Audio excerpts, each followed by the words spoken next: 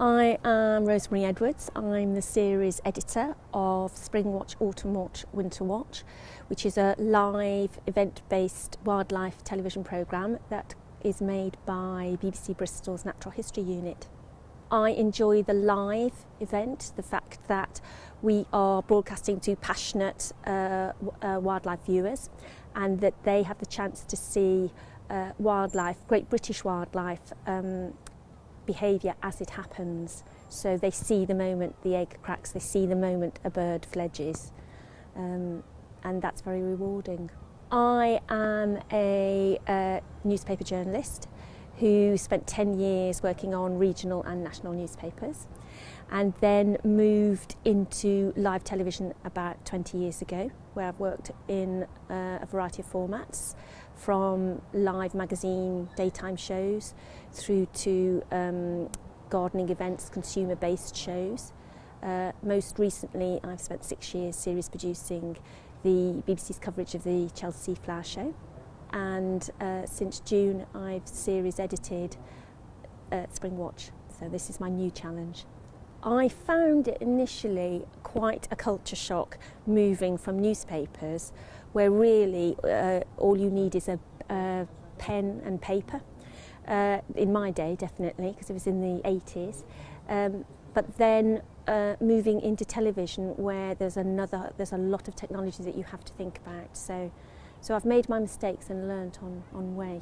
I think Springwatch is an amazing opportunity for people who have come from a more academic background, perhaps a zoology background, to learn how to make quite fast turnaround natural history programmes. There's a lot within the Natural History Unit that are what we call blue chip programmes, which take 3 years to make. Shows like Africa, like Life Story, which involve sitting and waiting for wildlife and then packaging that within an edit suite. And so the ambition of the watches is quite high, in the fact that we are hoping that animals will come out on cue. Sometimes they don't, and we have to work around that. But it's a very, very good discipline to learn about several television techniques, particularly that of a safe, fast turnaround.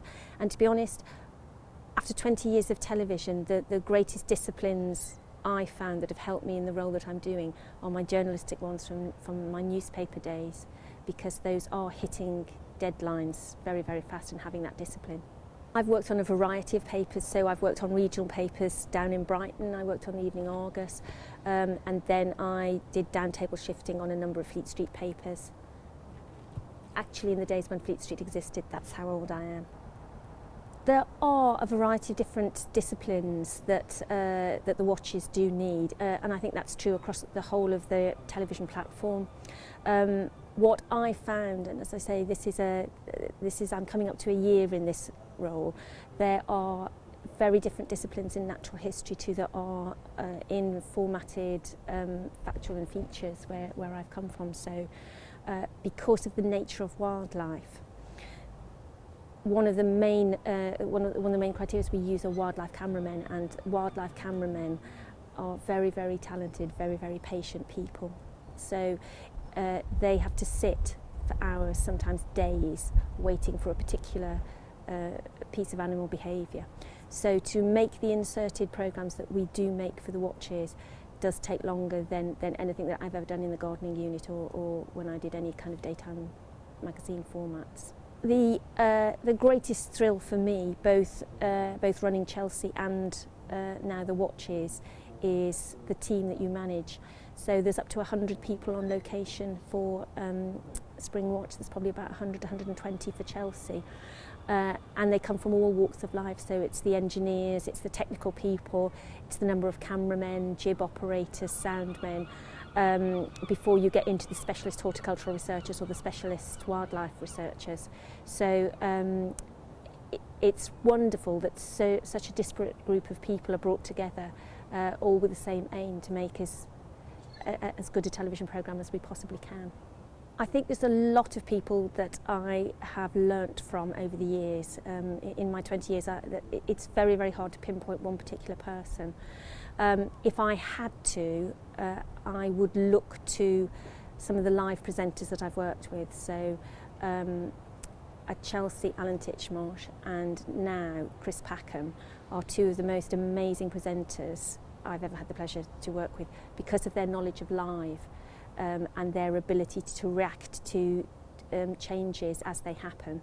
So, you know, Chris has to talk about animals that haven't appeared. He's got to talk about cameras that, you know, camera shots where the badger isn't there, or the you know, the heron isn't flying, and his ability to ad lib and his knowledge of his subject matter is absolutely amazing. I found that as well in gardening. There isn't anything that Alan doesn't know about gardening. Nothing. I am a passionate gardener. I've got an allotment here in Bristol. I had one at my former home in Birmingham as well. So I've been gardening since my 30s, and it was always my ambition to work on Gardener's World and the Chelsea Flower Show once I joined the BBC. I think I applied for Gardener's World 3 times before I got it, and eventually they thought she's not going to go away, so they let me series produce it, which was a huge honour. I think there's a similarity between the Watch's audience and the gardening audience, which is indicative of BBC Two. They are a slightly older audience, possibly 40 plus. In gardening, by definition, that's because a lot of young people don't have gardens. You know, when you're a student, you don't have a home and a garden that's your own, and I think from about sort of 30-35 people have their own homes or move into an accommodation where they suddenly want to do something with the space outside. And I think there is a core audience of bird watchers, wildlife enthusiasts who are family orientated, and so by definition they are probably in the 40 plus. What we hope, and because we have the brand stretches onto social media and also provides programs on Red Button and online when we're on air, is that we will still capture the attention of those people's children and a younger generation who will care about the planet as much as we do. I think that Springwatch is a perfect example of the BBC's core aims, which are to inform, entertain, but through trust. So, you know, accuracy is at the key of everything we do.